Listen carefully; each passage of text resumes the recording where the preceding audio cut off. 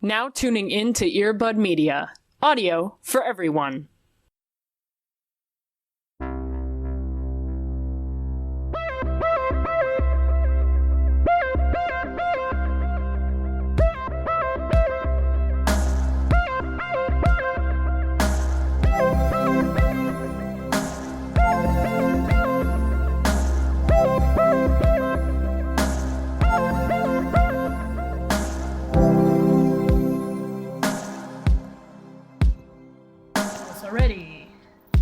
Ready to buy Jocelyn's things, and if by that I mean same. So stop! Don't fucking plug Jostins on the that's true. Podcast. Yeah, actually bleep them and bleep them until they pay us. Bleep them until they give us custom Into the Twilight class rings. Holy shit! I want Could nothing you imagine? more. Yes, that's the only way I'll wear a class ring, baby. I want one of the cuffs that Edward wore in Twilight. Like, I want our own fucking sigil. Yeah, one's got little fangs on them, and the other's just got, like, a butt plug or something. Oh my god. It's just, no, I know exactly what it's going to be. It's going to be a rose with some vampire fangs on it, and so that way it can be a rosebud, and it's just a subtle little asshole. Oh, cute. A little rose and some fangs, and it'll be great. Jostins? Yeah. Wait. Their name is still bleeped. Hey, you know who you are. Hit me up. Just shouting that out into the universe. Yeah. Just some wish fulfillment in this podcast. Yeah, that's true. I mean, you can't get it unless you ask. You know what I mean? So I get it. Yeah. Cody, how the hell are you doing? I'm all right, man. I'm getting some good vibes post our bonus Jonas recording for our Patreon.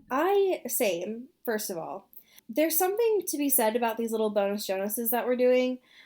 They definitely hype me up and get me incredibly excited so that I don't start to feel the pain that is you until a little bit later into the episode, and then it's like, ooh, then it hits. It's like little ibuprofen for this show, I would say. And I love that. Yeah. Yeah. So enjoy those. This will be our second bonus Jonas that's already up for folks to listen to. Come get it. And it's some good shit, folks. That's all I'm saying. It's some good shit that's up there. It's that uncut, unedited, good stuff for you.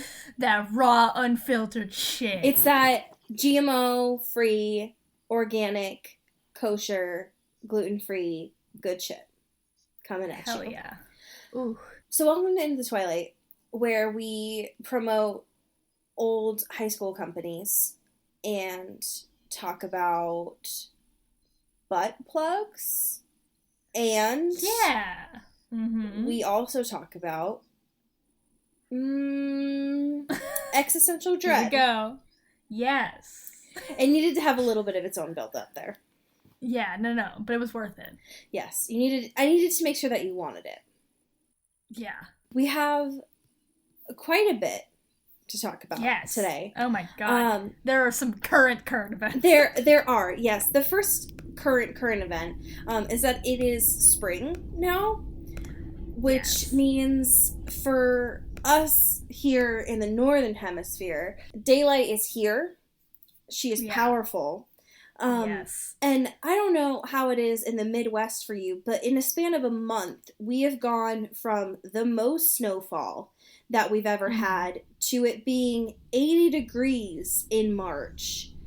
Oh my gosh. So, climate change, folks. Yeah. She's here. Yeah. I mean, it's a similar thing over here, but just, in a Midwestern scale, where it starts much lower and then goes up. But it's like, we had the most horrible, polar vortex shit, a month or two ago? Mm-hmm. And that was negative 50 degrees with wind chill, and now we're in a cool 50, which is unheard of. So that's weird, and I'm scared, but also I'm great because it's warm and I can wear my cool jackets again. Yeah, 50 is about what I expect for March, and I love that. Yeah, 50 is cool. I'm into a 50. 50 is light jacket weather, and I love that. Yeah. And so when I come out and it's mid-March and I have it being 80 degrees out, what the fuck? I don't need to be hot and sweaty in March. Yeah, that's like, ow, I'm sweaty. It's a hard thinking about pass. that. No thanks. Anyways, things that are not a hard pass are our first current event this week. Ah! It's film news, folks. Ah! Cody. That's my film Foghorn. Ah! All right, Foghorn Leghorn, tell me about this. Yeah, that's me. You know me. Foghorn Leghorn. That's my new movie review site. I love it. It's so important. Fucking Robert Pattinson's the movie news again. We just can't stop talking about this boy. He's in every movie now. He's so important. He's making money moves, and I'm into it, and I'm proud of him. His agent cares so much about his movie success, unlike Janelle Monáe's. Yeah. And that's... Unlike Janelle Monáe. And that's honestly a wild. It's rude and disrespectful, but I'm glad he's getting his coin. True. So what is this? Robert Pattinson just got cast in the new Christopher Nolan film, along with, even more importantly, Elizabeth Debicki. It's so important. Yes. It's so important. They're both so hot, and I'm just so overwhelmed. And I don't know. I'm not, like, the biggest Dunkirk head or whatever, or the biggest Nolan bro. I don't know. I'm, like, into it. But I don't know what really nobody really knows what this next piece is gonna be. But it's gonna come out in July 2020. Currently it's titled Untitled, so... Right, so, ooh, mysterious. I'm looking at these photos of the two of them from from the Wrapped article, and they both have this little fucking cute smirk on their faces. Yeah. And it's, if that's any indication for what this movie is gonna be like, sweet Jesus. They're just so powerful. If you don't know, everyone needs to know that Elizabeth Debicki is 6'3", and that's just so important and so good. Ugh. And so powerful. God. I can't wait. I cannot wait. My loins are just not ready. Holy shit. I can't wait. I think this household is a Nolan bro household, and so... Yeah. I think I have heard Chris utter Art Patz's name more in the past month than I've ever heard him say his name. Yeah. Between Batman and now this. It's honestly, Art Patz is making his way into the mainstream in a way that I don't know that he ever has before. Yeah, like in terms of acclaimed stuff, like things that are like genuinely like respected. Yes. So I am intrigued, that's for sure. Hell yeah. Oh my god. Okay. So this next thing is just a little appreciation post for the Twitter that is Out of Context Twilight. Braver than the Marines. It's so important. And speaking about bringing Twilight to the mainstream, it's so good. So this is a BuzzFeed listicle that I love so much, especially for the first photo that's on it. Yeah. It has the article writer, I think it's pronounced Ahis, and it seems like their friend here holding copies of Freaking Dawn and what looks like photo bucket edits on it. Yeah. And it's so pure, and it makes me incredibly happy. Especially with at the bottom where it says Freaks in General XD. It's a mood, is all I'm gonna say. Yeah, I love Dusty Cheerios up in the top corner. Yep, there's so much happening there that I love. Anyways, if you have not, and I don't know how you would at this point, have been following Out of Context Twilight, it's a gem. It brings light into this dark, dark world. And this BuzzFeed piece is some of the choicest selections, I would say. God, there's so many good screen grabs. Like, the captioners do a really good job. They do a lot of good work here. It's some of... I love to point out number 3. Please do. It's Jacob being like, here goes nothing. And Charlie's like, what are you doing? And he starts taking his shirt off. It's like, Jacob, put your clothes on. So it's just like mid taking off his shirt. It's like, you don't live in the world you think you do, old man. It's like, Jacob, I'm just trying to have a conversation with you. Please put your clothes on. Jacob, we're in a Starbucks. What are you doing right now? Jacob, this is a Wendy's. Can't just take your shirt off. Oh my god. One of my personal favorites is number 7, which is Bella post vampire-ness, when she just fucking fights a mountain lion, but the fucking subtitles say fights a puma, and I love that a lot. Isn't that the one where Ficklefish retweeted it? Was like, what, you never fought a puma before? Exactly. It's like, it's not a puma. You should know this. Do you ever just fight the company puma? Yeah. Always. Tag yourself. I am number 18, which is in Twilight when Edward's like, I can hear everyone's minds in this fucking restaurant. And he's just like, sex, love, money, sex, money, cat. And the guy just like deep sighs. Yeah. I love the first one where it's Alice doing the vampire baseball. It's just her like kicking up her leg and all this stuff and like doing the most. And that like is a prime example of like being gay and doing sports. True. That fucking leg. Oh my god. It's like, I don't know what I'm doing, but I am gonna have fun while doing it. But I am gonna show you how strong I am and how much I can point my toe. Yes, I do theater. Thank you for noticing. I have many skills and personality. I am so multifaceted. Thank you. Oh my god. Oh, Jesus Christ. It's just so important. Everyone tag yourselves. Let us know. Yeah. Okay. One bit of downer and then we'll come back up. So, levels. We gotta have levels. Multifaceted people. So, as you all might know, Girl Scout cookie season is happening. I think it's still happening. Okay. It's I think if you just scream into the void, a Girl Scout will come up and give you a cookie. It's like punch you in the face. It's like that Skittles vine, but for cookies. Yeah. Great. So their Girl Scout cookies are happening. Great. What came into the press recently is that there's a 10-year-old girl named Gracie, who is a Girl Scout, who is trying to meet her goal of selling Girl Scout cookies. Understandable. Mm-hmm. Trying to, live her life, be an entrepreneur, get it done. Somehow, Taylor Lautner found out about this and was like, cool, wanna help you out.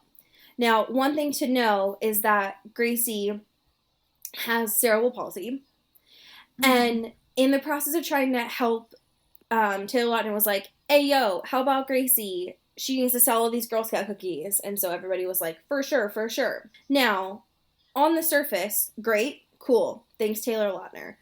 What I've noticed about all of the press about this, though, is that all the press is focusing on Taylor Lautner instead of Gracie. It's always been like, oh, Taylor Lautner, this able-bodied man, is just doing so much to help this disabled girl. Saving the day. Yeah. When it's like, no, I mean, she was out there. She was doing the work. She was hustling, all right?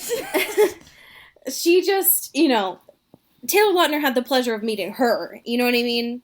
So. Yeah, listen. It just... My favorite part of this is that, to illustrate that Taylor Lautner is part of this story, instead of, putting screen grabs or, regular photos, they do embeds from Taylor Lautner and Jacob Black's Facebook pages from 6 and 7 years ago.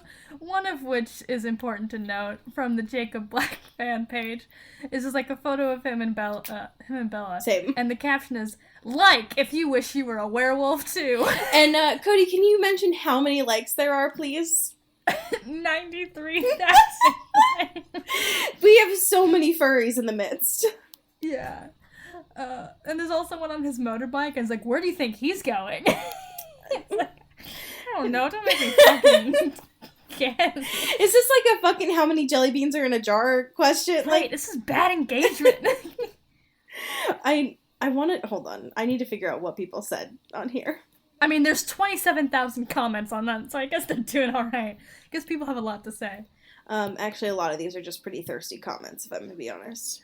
Well, hey. So, wow, a lot of these are fairly recent.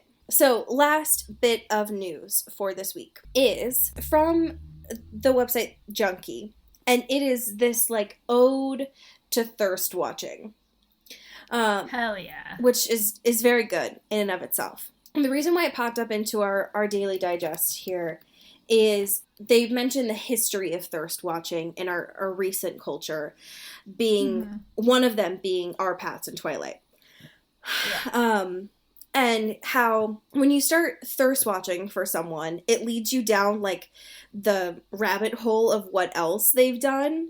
And so it mentions here, like, if you swooned for our Pats in Twilight, it'll lead you down the rabbit hole of, like, his latest film, High Life, and things like that. But what I love about this piece is just how very, like, thirst aid kit it is. How very, like, unapologetic it is for loving what you watch and doing that however you choose to.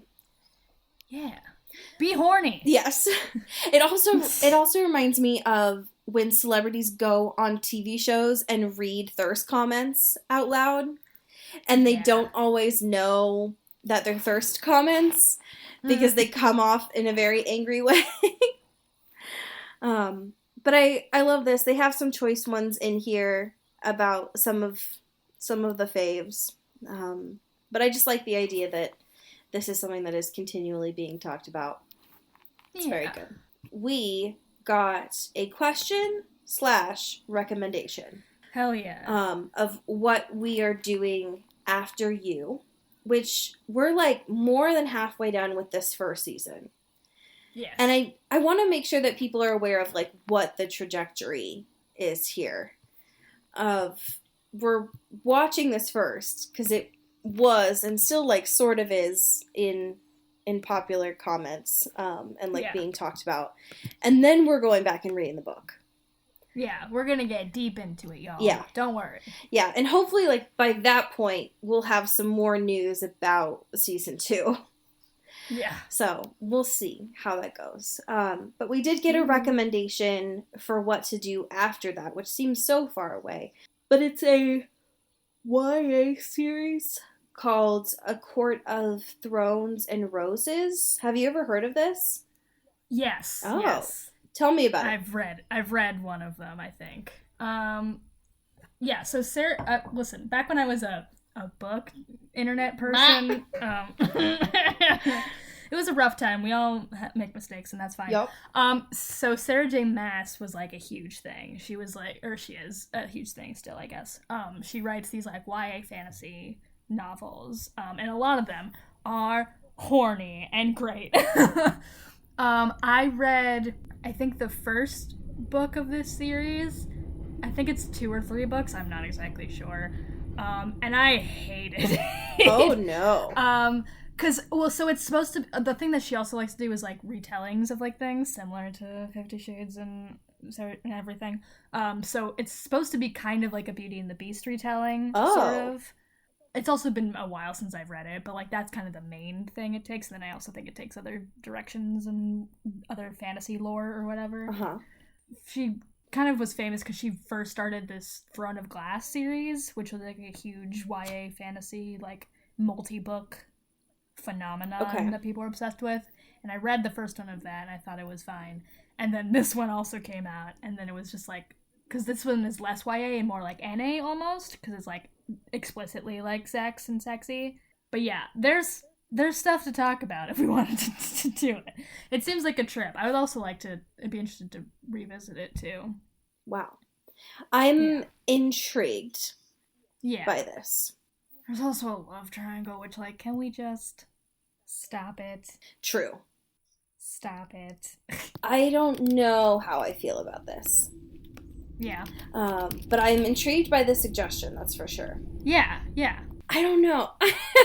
I just listening to this, I don't know, but I'm intrigued, and it just seems so far away, I guess. is what I'll say. Yeah, it's true. We'll get there when we get there. Yes, exactly. It's on the table. True. Yeah, there's nothing that I guess isn't or isn't off the table for me at this point. Listen, if the money's right. Oh my god. Speaking of which, we have this ridiculous episode of television to talk about today. Oh my god. And I thought... It keeps surprising me how bad it can get. I agree. And I didn't think that that was quite possible, but here we are. Yeah. This is episode 6 of season 1, and it's titled... It's got a fucking fancy name. I think it's Amour Fou? Amour Faux? Sure. Listen. Stop kidding yourselves. None of you know how to pronounce it. Gang. Yes. And so last week, right, we found out more, I guess, that Joe is incredibly bad at murder. Mm-hmm. Tries to kill Peach in the park in broad daylight. In the morning. Just like... Yeah, and we find out at the very end that after he got his ass beat by Ron, that Peach didn't die. You know, that's fine. And he's like, oh, she's alive. Really good lying skills. So when this episode starts, it's been, I think he says 3 days or something. And he's walking with the saddest balloon possible. Yeah. It's like, is this the end? Yeah, he was talking about, like, walking to the gallows and stuff like that. But when they get there, Peach looks fine. Yeah. Like, I expected... I mean, I know he only hit her once, but when they showed it last episode, she had this, like, huge gash on her face. And it's been only 3 days, and somehow she's fine. Anyways, what I love is that they're all at Beck's. Annika and, I still don't remember her name. Anyways, Peach's friends are there. And what I love about this is she goes up and is like, Joseph. And she does this, like, very slow talking at him and is like, you were right about the stalker. But... Joe doesn't really stay long. Like, he has to take off everything that he had from, like, touching, what was it, like, the subway or other people. And then, as soon as Beck leaves to go make tea, Joe is in the kitchen talking to her about this. Peach comes up next to Joseph to talk to Beck and is like, Beck, I'm sorry, can you ask your dirtbag boyfriend to leave? Because male energy in my healing space just isn't optimal. And what I love about this is Beck's like, Joe can hear you. He's standing right next to you. But Pete doesn't give a fuck. So Joe has to leave, and under the guise that he has to go, like, do errands or something. Here's a fucking thing that's inexcusable that happens in this interaction. Please. Joe comes into the space. He takes off his coat, and he immediately throws it on the stovetop? Yeah, as you like do. An animal. Like a fucking barbarian. Yes. It makes so offensive. It's disrespectful. It's also unsafe. But apparently Joe doesn't give a flying fuck. No. We find out from a little bit of Joe's snooping is that, one, she's booked these 2 tickets to Paris. Mm-hmm. You know, why not? And also that her and Beck are headed to her, like, family estate in Connecticut to, like, relax or something. Yeah. Of course, Joe's not cool with that. Whoa, whoa, whoa. And he's not subtle about it. Goes off and tells Beck, like, you know she faked her suicide. He, like, unfurls his entire conspiracy theory, like, out to Beck. It's like, bro, that's something that's inside your head and should never leave. Like, that's for the monologue. That's not for your living, breathing human girlfriend. And it's, like, in his workplace. Yeah. Beck, like, comes while Peach is at this, like, treatment thing. And so they're in the bookstore having this argument. Especially because he says Peach loves her. She faked her suicide. Beck then assumes that he thinks the stalker isn't real. And when Joe says, that's not what I said, Beck says that his victim blaming sounds a lot like 4chan. And I wanted to die a little bit because this was on television. And don't say those words out loud. Don't say 4chan out loud. Yeah. So Of course, Joe is going to follow them to Connecticut because sure. Here's what I don't understand. Why does Joe have all of Benji's stuff still? Because he's a bad murderer. Yes. I feel like that's 101. He just put everything in a bin and it was just like, I can get rid of that later. I got bigger fish to fry, and just never did. Just put that shit in a container store bin and hoped for the best, apparently. Yeah. I feel like we've all been there. From what he's done so far, him putting on Benji's watch with absolutely no remorse was the creepiest thing for me. Because it was just like, wow, he does not even recognize anything about what he's doing here. Yeah. Before he goes to leave, we see Paco's mom for the first time. She does this thing of like, I owe you one. Great, that'll come up later on. Joe still feels like shit from Ron kicking his ass, so he takes these pain meds and then starts driving to Connecticut because sure. Almost kills a deer. Again, sure. And then the first of what I think is 3 hallucinations of Candace come up. Yes. Yeah. The first one is, so in this car, where she is all, like, dolled up and just having a little conversation. And so one of the things to keep in mind about these hallucinations is they are not subtle about it throughout this episode of, like, it's when he starts to, like, pass out. We have to talk about this cop scene just, like, real quick. Yeah. We gotta. It just guys being dudes and dudes being guys on the side of the road in the middle of nowhere. Just talking about, the ships and the open sea. Yeah, exactly. Just talking about boats, as you do. Like bros do. We've all been there. Yeah. Joe's like, no, I didn't get in a car crash. No, I haven't been drinking. No, I'm not under the influence, sir. I simply got robbed. And I'm a rich man, sir. So don't worry about it. And that works, wink, apparently. Wink. Right. So great. And it's so funny that he's like, he explains what he's gonna do and why he's doing it, and then he does it. It's so unnecessary. It's like, oh, well, I'm gonna say, I'm gonna offer him to go on my boat so he doesn't run my place. And then he does that, and then he's like, see, now he's not gonna run my place. It's like, Joe, shut up. I can get it. I understand what you're saying. Pretty obvious. I got it. I understand. As soon as he gets there, he's like, I'm just gonna tinker with these doors a little bit. Oh, weird. They're open? I guess I have to go in now. What? But I don't mind if I do. Yes, exactly. If you insist, door. He's like, I wasn't planning on breaking and entering, but since I guess you left the door for me, I have to. When they shoot over to Peach and Beck, Peach has this, like, huge breakfast spread open and is apparently suggesting the most, like, layman things to do of, like, going shopping at the mall and then going to see a movie. And it's just like... You haven't shopped retail since 2009! That's my favorite fucking thing. It was a lot. It was like, since she said what? Since like the Steve Madden incident or something? Oh, yeah. It was awful. Yeah. So they go out, though, apparently. And as soon as they come back, Joe's still there. And...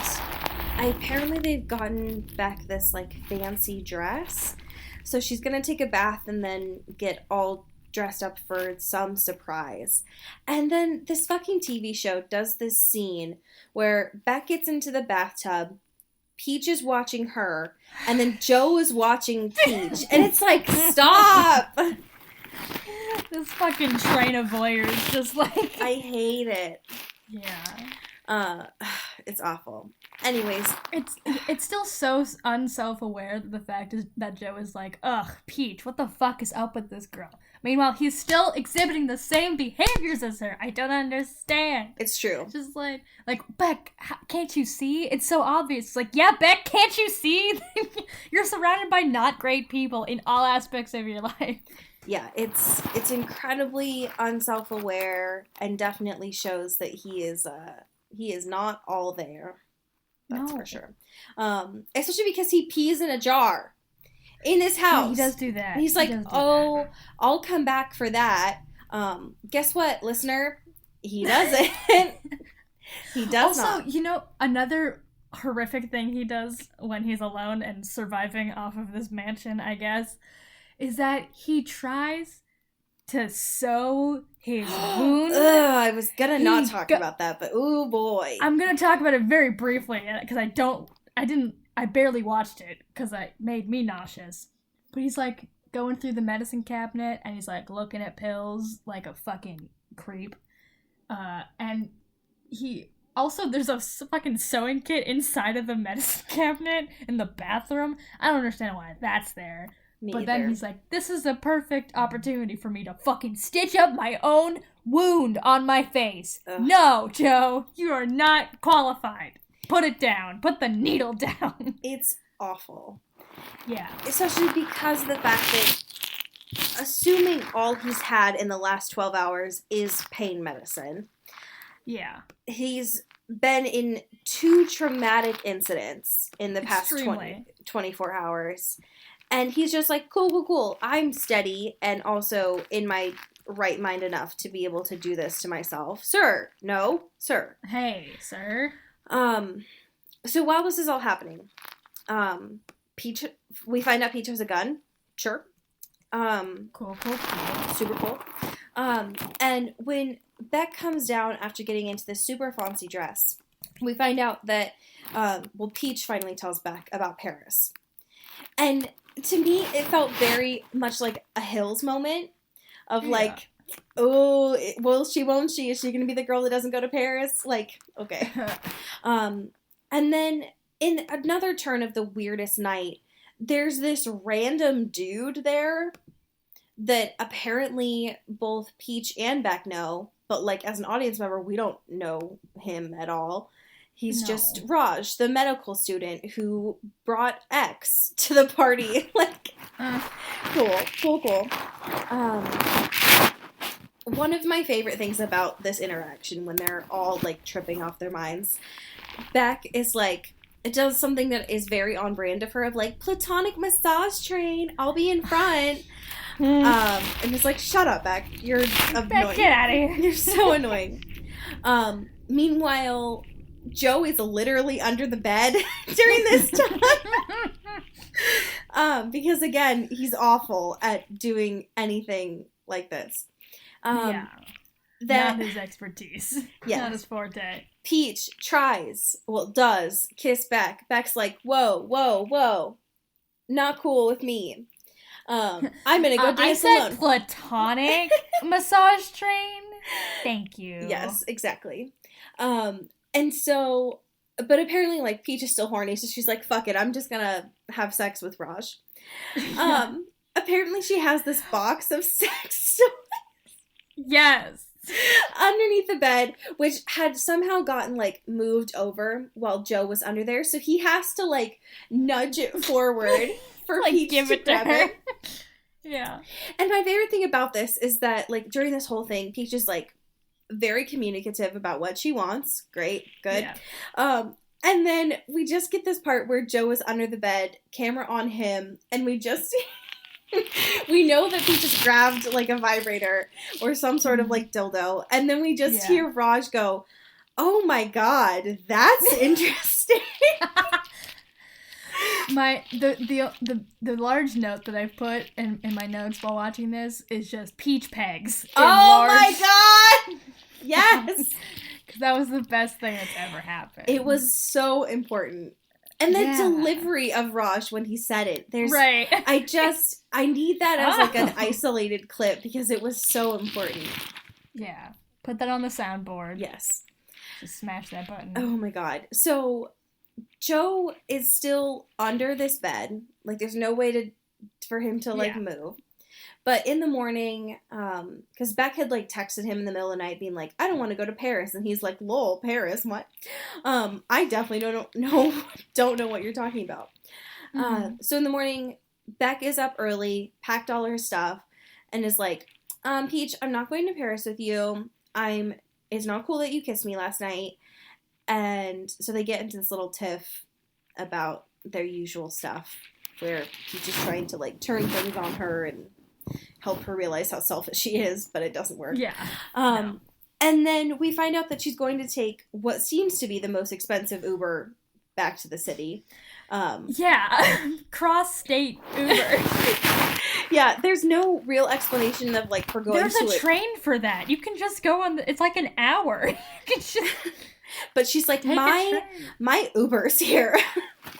Sorry, I gotta go. I gotta spend $300 to get home. It was very ridiculous. I'm hoping that she took an Uber to take a train, but we don't know. Who can say? During this time, Joe has, like, moved from underneath the bed, and he has, like, his third hallucination. Which, during all these, it's still Candace. I think the first one was in the car. Was the second one where they were, she was sitting and playing the ukulele or whatever it was? Yeah, in the bathroom, yeah. He was like, do you know Sabbath? In the kitchen, yeah. It was like... Yeah. Yeah. And so this third one is Candace, like, turning her phone over, being like, maybe that was we also have one when they're making out. You know what I mean? That's right. Okay, yeah. So and there she's was like four. Beck, and it's also her, and then he's like, you're not actually alike, or are you? I'm not. My brain isn't really good right now. Me. But I think the last one is where she gets pissed off at him, right? In the hallucination. Yeah, I think so. Yeah. Okay, yeah. Because Candace is like, something's wrong with you. Like, I thought this break would be good for you, but it's not. And so we know, like, because of these hallucinations, he's passed out somewhere. And when he comes to, fucking Peach is there. And then just fucking slaps the shit out of him. Hell yeah. And it's mood. So Joe looks like hell. And they're having this dialogue between each other where Peach finally realizes that, like, her suspicions have been right all along, realizes that he's wearing Benji's watch, and is like, okay. And then they do, like, a little scuffle-doodle out into the... well, it's true. And... Yeah, sure. Because Joe does what was incredibly... like, probably one of the best things as far as, like, murder goes that he's done, where he, like, fakes being dead, because he did get shot, like, grazed by a bullet. Yeah. And so when Peach goes over to, like, confirm he's dead, he's just like, whoop, got you. Psych. Anyways, but we don't see what happens, because it's just, like, an off-pan gunshot. Yeah. And then the iconic Peach voiceover. It's just, I can't say I'm surprised that he made it look like a suicide for her. Yeah. But it's still gross.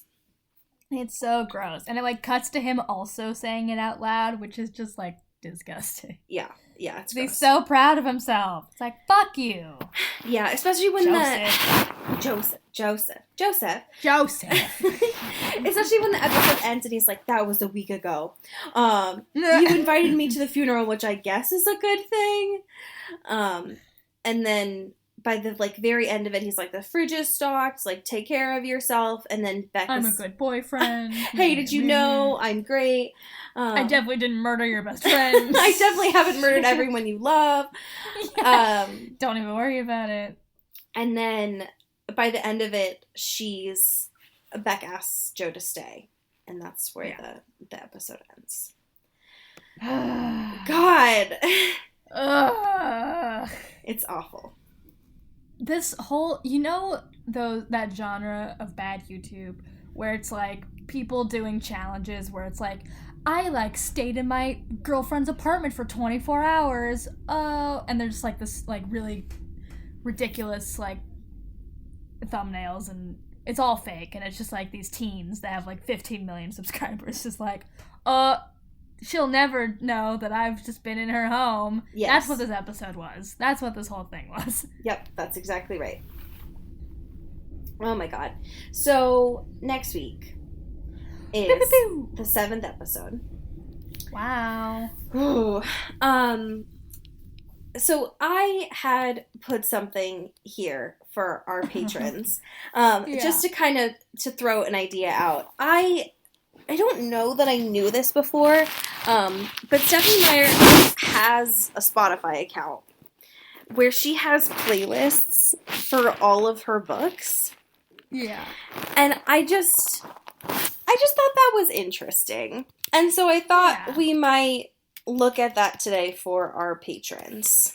Sure. Yeah. Because it seems important to me.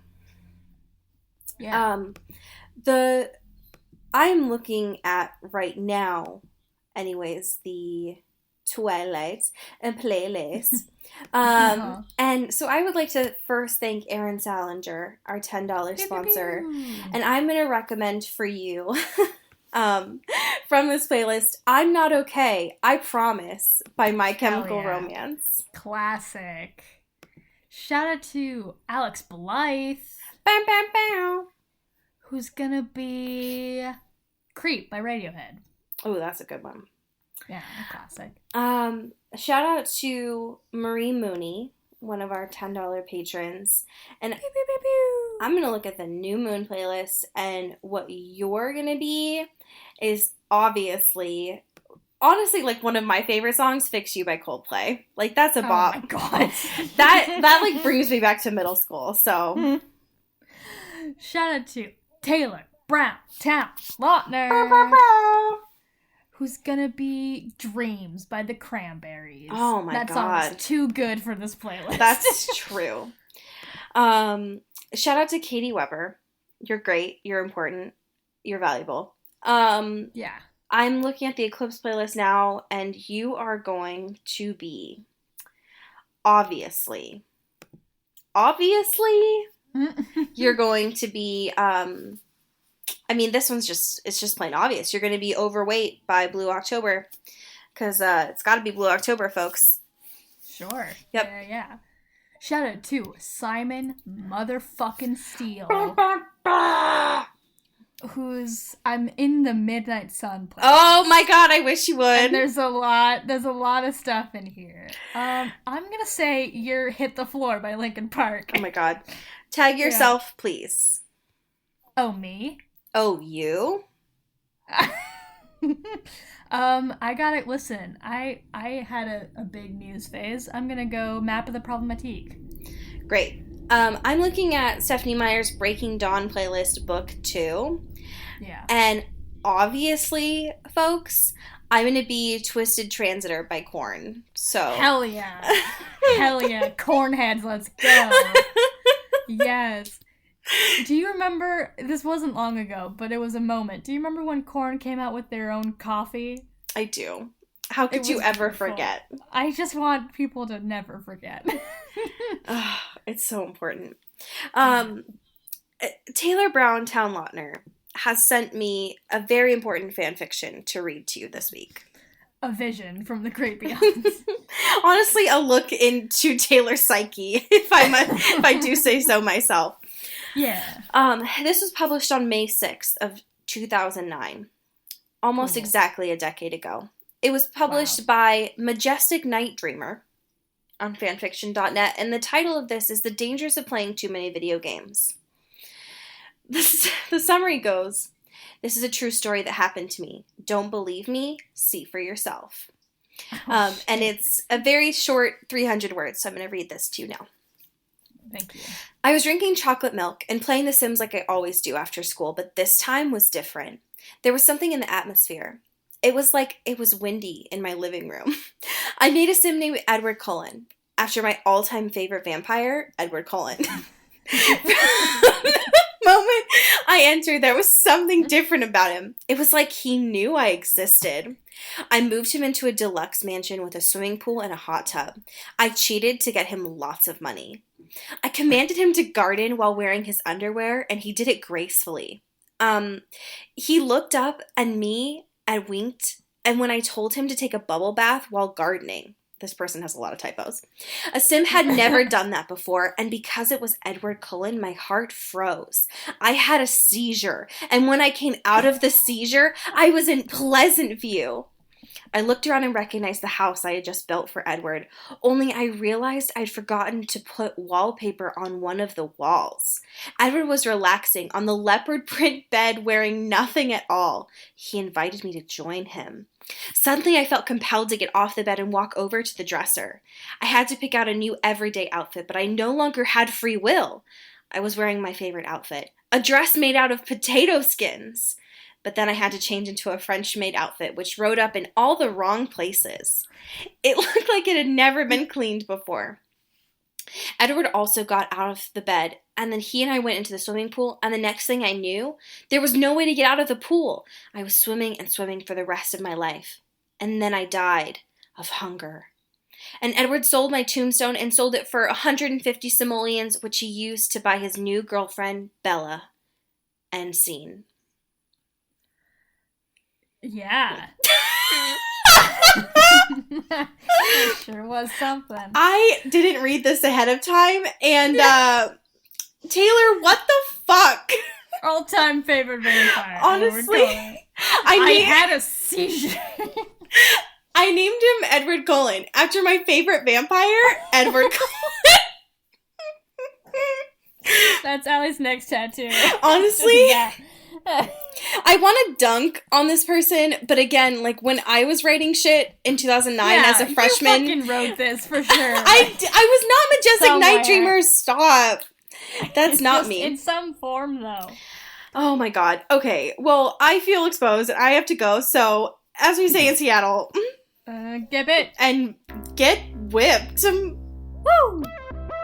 This is an Earbud Media production. You can find us on Twitter at Earbud Media and listen to the rest of our shows. You can find this show on Twitter at Into the Twilight, as well as intothetwilight.show. You can send us an email at intothetwilightshow@gmail.com. You can also become a sponsor of the show or buy some merch at intothetwilight.bigcartel.com. Our art is done by Maddie Padilla, who you can find at YourGhostHost44 on Instagram, and our music is done by Eli Krause, you can find at Eli Sauerkraus and KrausFilms.com. The intro and outro is by KB Smith, you can find at KB__Smith on Twitter. You can find Allie on Twitter at Into Wild Places, and you can find me at Dyke Discourse. You've been listening to Earbud Media Production. Earbud Media. Audio for everyone.